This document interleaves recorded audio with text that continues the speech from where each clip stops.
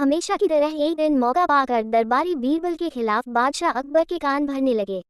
वे कहने लगे, जहां पनाह बीरबल स्वयं को कुछ ज्यादा ही अक्लमंद समझता है। यदि वह इतना ही अक्लमंद है तो उसे कहिए कि वह बैल का दूध लेकर आए।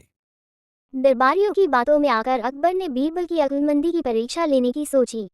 बीरबल उस समय दरबार में उपस्थित नहीं था।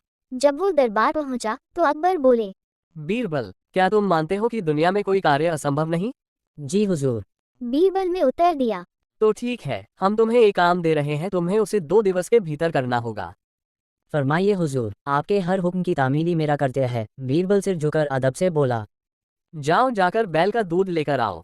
अकबर ने आदेश दिया। आदेश सुनकर बीरबल भौंचक्का रह गया। इधर दरबारी मन ही मन बड़े प्रसन्न हुए। वे जानते थे कि यह कार्य असंभव है, क्योंकि दूध गाय देती है, बैल नहीं।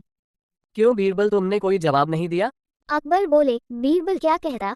वो बहस करने का समय नहीं था। हामी भरकर वो घर लौट आया। घर आकर उसने गहन सोच विचार किया, अपनी पत्नी और पुत्री से भी चर्चा की। आखिरकार सबने मिलकर एक उपाय निकाल ही लिया। उस रात बीरबल की पुत्री अकबर के महल के पीछे स्थित कुएं पर गई और पीट पीट कर कपड़े धोने लगी। अकबर के महल की खिड़की उस कुएं की ओर खुलती थी।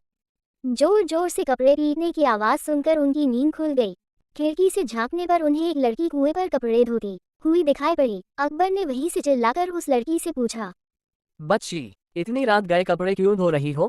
बीरबल की पुत्री बोली, हुजूर, मेरी माता घर पर नहीं है। वे कुछ महीनों से अपने मायके में हैं। उनकी अनुपस्थिति में आज मेरे पिता ने एक बच्चे को जन्म दिया। दिन भर मुझे उनकी सेवा शुश्रूषा करनी पड़ी। कपड़े धोने का समय ही नहीं पाया, इसलिए रात में कपड़े धो रही हूँ। कैसी विचित्र बात कर रही हूँ बच्ची, आदमी बच्चे पैदा करते हैं क्या? अकबर कुछ नाराजगी में बोले, करते हैं हुजूर।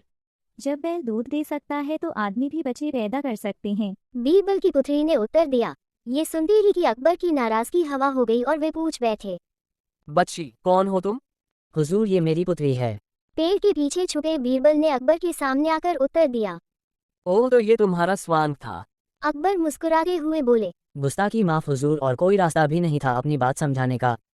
बीरबल अकबर की नींद में खलल डालने के लिए क्षमा मांगते हुए बोला। इधर अकबर भी बीरबल की अक्लमंदी का लोहा मान गए। अगले दिन रात का पूरा वृतांत दरबारियों को सुनाते हुए उन्होंने बीरबल को उसकी अक्लमंदी के लिए सोने का हार इनाम में दिया। दरबारी हमेशा की तरह जल भुन कर रह गए। हेलो दोस्तों, आपको मेरी वीडियो कैसी लगी? अगर अच्छी लगी तो चैनल को लाइक कीजिए, सब्सक्राइब कीजिए, कमेंट कीजिए और बेल आइकॉन प्रेस करके ऑल पे क्लिक कर दीजिए। Thank you for watching this video.